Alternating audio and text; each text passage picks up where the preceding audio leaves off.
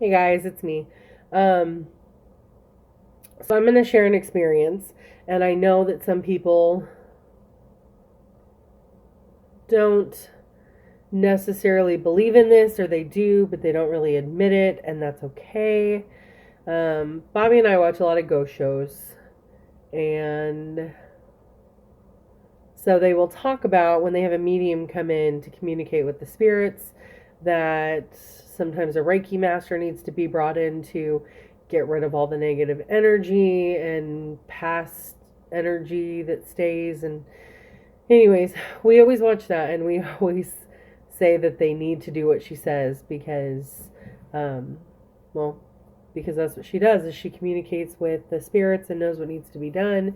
And so we kind of essentially believe in that. And so this massage lady that I went to go see said that I had a ton of negative energy and that I needed to go have my chakras realigned and that that's what was keeping me from having a baby and that she thinks that we would get pregnant naturally if I just went and had all this done with the Reiki master. And I just was hysterically crying on her, massage table, and I wasn't sure what to do. Um, and then Christmas came, and it was like the worst night ever. I hated Christmas. It was terrible. And I just didn't feel like myself. Like, I felt like, I don't know. Like, I definitely felt the negative energy that she was referring to, and I was in a bad place Christmas night. Like, honestly, I just wanted to end everything. I didn't care if I lived or died. I didn't think that anyone would miss me or anyone would even care or even notice that I was gone. Like, it was just a really, really bad night. And I made it, though, obviously. Um, but I decided that I needed help because clearly there's stuff going on that I don't know how to deal with. And even though I'm in school to be a counselor, counselors still have to meet with other professionals and go through their own therapy and counseling to um, keep themselves sane. So it would be important for me to meet with a counselor eventually, anyways, to see how that relationship works and see what needs to happen. So I decided to do a little research. But before I did that and scheduled an appointment, I told Bobby that we needed to go find this Reiki master downtown, which is at the White Light bookstore, and went through a session with them, which was very different than I thought it would be. Um, he, right off the bat, could tell that there was family issues going on and that it had nothing to do with my mother, which is accurate because I have no communications with her, and she's not part of my life at all. So um, the issues that I had were with my dad and then with some of his family at the time. Everything's good now, though. Um, but it just seemed like I was against everybody. Like, everybody pissed me off, everybody made me angry. I just didn't know how to deal with everything, and it was just all too much and overwhelming, and it all just hit at the same time. Um, but I started feeling stuff fall off, like release, when I went to go do this Reiki Master session. And at one point, I just felt light, and he asked me if I felt anything going on, and I told him yes, and he said it's because I had an attachment and it was negative. And so I kind of began to wonder if maybe that's why I was feeling the way that I was around Christmas.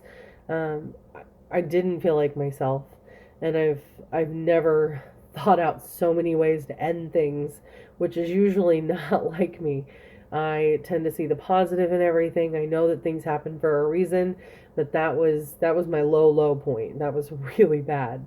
So I don't know if it has anything to do with it. Obviously, there's no way to prove that, but I did feel better. So now in the back of my mind, I've got this thinking, oh, are we going to get pregnant? Is it naturally going to happen? While still knowing that we need to look forward towards adoption, but it's so hard because it's so expensive, and sometimes I feel like I'm just not meant to be a mother, and that there's something that I've done to piss somebody off, and I just don't deserve it. Like, I haven't earned the right to be a mother, or I don't know. It just sucks. And it's the worst feeling ever. And I've stopped going to the KCIA groups. They were so much help when I first, got it started. And like 3 through 5 of trying for infertility, it was super, maybe 2 through 5, second year, yeah, is when I started, was super helpful. I loved hearing the stories. But then I went through one group, and then I went through another group, and then I was leading the groups, and it just became not therapeutic for me anymore. It felt like something, an obligation that I had to do, and like a job. And I didn't feel like I was able to share the way that I needed to, because I was running things there, and it got to be too much. And I love hearing the success stories of the girls that have moved on and have had babies, but I tell you what, after so many of them, it just gets to be a lot. It's very, very overwhelming, and you just think, holy crap, this is never going to happen for us, ever. And so that sucks. So I've kind of stayed away from that, and that was my outlet for a very long time on how to deal with all this. So I don't really know how to deal with this now, and so I think that's why I'm reaching out for counseling. And so I found a girl, but of course, the day that we had scheduled, there was like supposed to be snow and ice, and the schools were closed, so she ended up having to stay home, so I didn't get to meet with her. I still definitely feel like 10 times better than I did at Christmas, but I do know that I can't deal with this alone, and that's okay. That doesn't mean that you're weak, or that you know, it's not that it's too much to handle, it's just that at some point you have to be able to figure out ways to grieve and get through it, and find healthier ways to deal with it, and handle it. And honestly, anything, I mean, it sucks. Infertility just fucking sucks. It's literally like standing in the middle of a room of like 15 doors, and they say pick one. Only one is going to give you a baby. You've got adoption, you've got surrogacy, you've got foster to adopt, you've got regular adoption, you've got, I mean, there's so many options. And you can do pills again, you can do shots, you can try another round of IVF, you can, I mean, and everybody's great at giving you options. I know what all the options are. I just don't have the money to do them all. And honestly, the pills and the shots and all the shit that you go through, like, it's a lot. People have no idea how hard it is on your body. And honestly, I don't know how the hell Bobby's still married to me. Like, I was a raging bitch, and then I was happy, and then I was crying, and then I was happy again, and then pissed, and then crying, and then, like, roll the dice, because you have no fucking idea what you're about to get. I don't even know what you're about to get. It depends on what commercial's on the TV, or what song is playing, or, I mean, I started crying in the middle of the grocery store because I turned around and saw the baby aisle, for diapers and baby food and stuff, and I was like, oh, are you kidding me? So, I mean, it's difficult to go through those procedures, and every procedure is usually minimum $400 or $500, and then the shots are, 3 to 5 thousand a session, and then IVF is just ridiculous. So it's not like it's it's not as simple as people think, and they're like, well, just try to do this again or try to do that. Well, it's still money, and it's still gambling, and it's not even just physically what it does to your body. Emotionally, it's such a roller coaster, because you're pumping hormones into your body, and then you're wondering, did it work? You're taking 10 P tests, and then you're devastated when it doesn't work, and then you get your hopes up again, and then it's a lot. And I'm almost 32. I'll be 32 in less than a month, and at some point it's like, Jesus, if I haven't been able to get pregnant now, I'm done trying. Like, my body is done. There is no way I'm doing another round of IVF. My vagina was so mad at me, from all those pessaries that had to go up, and the pills, and my sharp nails that I used to have that thank God I got rid of. Like, she was angry. She was pissed for like a month after that last IVF attempt. And like, people just don't understand how much your hopes get up and then they're just crushed. And there's nothing you can do but try to figure out how much money you want to spend the next time. And I think we've kind of hit a plateau on the attempts for me to have a baby.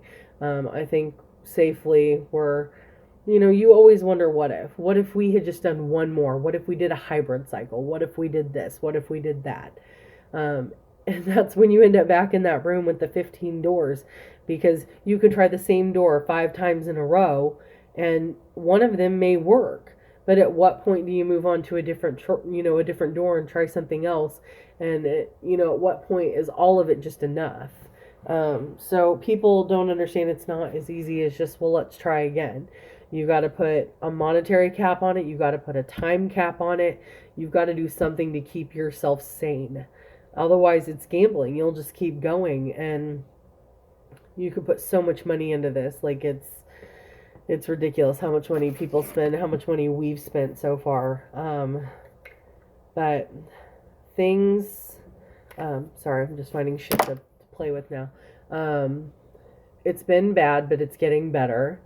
And I like checking in so that people know that there are good days and there are bad days. And there are sometimes that people say nothing but the wrong shit, and you just want to throat punch them all or punt them in the cunt, like, you just, God, there's like a million things I'd like to do to people that just say stupid shit. And a lot of people are there for me and they're supporting me, and a lot of people have reached out and I've just not replied at all, either because at the time I just didn't care, or I just don't know what to tell you. Like, people ask what they can do to help me, and honestly I have no friggin' idea. Like, just check in and say, hey, thinking about you, miss you. Let me know if you need anything. I probably won't respond or know how to respond, or I don't know what to tell you to do, but it's good to know that people care and people think about me. Like, when my brother had his baby, I tried everything I could to keep it together because I am so happy for them. And he's just absolutely perfect. And I'm so in love with him, Mr. Avery. But a lot of people, I was surprised at how many people reached out that day saying, I can't imagine how difficult this is for you, and you're posting pictures and you're, being totally supportive. And I just think that that's so brave of you. And, my family didn't, which was kind of shocking. But friends did. And it meant so much to me, even if I didn't reply or I didn't say anything. Thank you. Because it is so good to know that while good things are happening, people still understand that you may be physically dying inside. And I'm pretty sure every time I left the doctor's office or the hospital or whatever it was, the hospital where he was at, and my sister-in-law and my brother, I would just break down, just have a breakdown, because it's really hard to be around a baby, even as amazing and perfect as he is. Just because I'm not used to it. I'm not used to it, and I hold a baby and I instantly just want to run away with it. Like, I just want to take it and,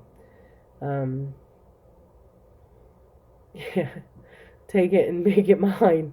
But anyways, I thank you guys so much for watching again, and I do appreciate all of the support that you guys have offered. It means more than you could possibly know, and I will get through this. I will. I'll need help with counseling, but I think that is what's going to make me the healthiest me mentally that I can do. And that's okay. Don't ever be afraid to ask for help, because this is one hell of a thing to go through by yourself, or, even with your partner. He's not much of a talker, so he's not going to say how he's feeling. So that's, really difficult to deal with. But there are always people there to listen. There are always people who are there to support you, and you just have to try to find the positive and all the fucked up, negative that we deal with. Find something, find a way to deal with it. I tell you what, I haven't. I sing. I love to sing, and singing is like so therapeutic for me. And I think the best way for me to deal with it is just to sing until literally my lungs are burning, and my throat is on fire, because it just makes me feel so much better. So find something that you enjoy, find something that you can take your aggression out on, and use it. So thank you guys for watching, as always. I really appreciate it, and thanks again for the support. I don't know what's in store for us next, but we will figure it out, and of course I will keep you posted. Bye guys.